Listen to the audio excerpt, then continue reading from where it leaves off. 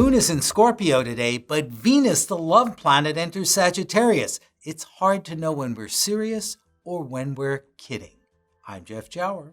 And I'm Rick Levine for Planet Pulse on this Monday, October 7th.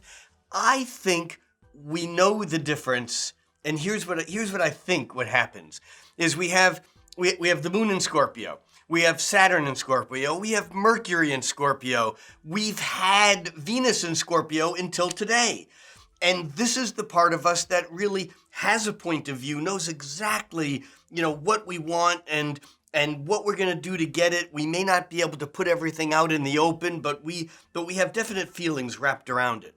Venus moves off into Sagittarius, and all of a sudden we get an inkling of, I think I'd like this. And it opens up potential. Now, we're not there yet, but we can see the difference, and we're still stuck in Scorpio land where it's intense, where we're entrenched, where we're underwater, but we begin to see what's possible up ahead.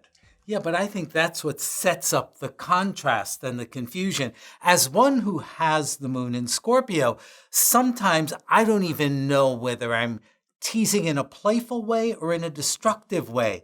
And I'm telling you, the moon in Scorpio can be so jealous, it's jealous of itself. And so we've got Venus, the love planet, going into the Santa Claus sign of Sagittarius.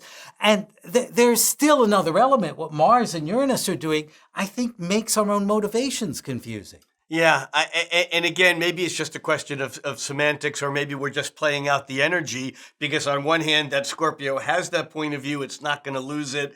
And with Venus moving into Sagittarius, it may be confusing because all of a sudden we might think that we're attracted to a lighter, easier, brighter, bigger side. But I think you're right. Ultimately, we come back to the Scorpio energy.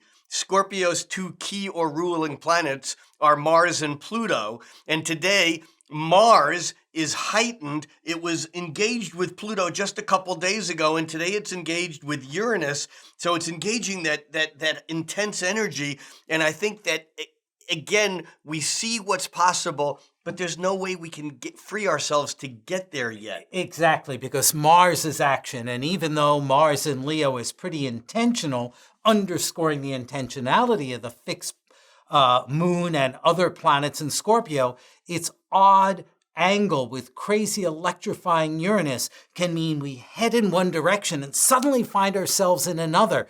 Sort of directing the energy is not so easy today. Yeah, I think directing it can be very difficult because even when we're directing it in a particular way, I still think we can get pulled back into that heavier Scorpio, into that more intense energy. And I think it's really just a matter of going ultimately back to the sun in Libra. And that is, it's okay to have two different things going on. We don't need to fully resolve it today, but we do need to be aware of both of them.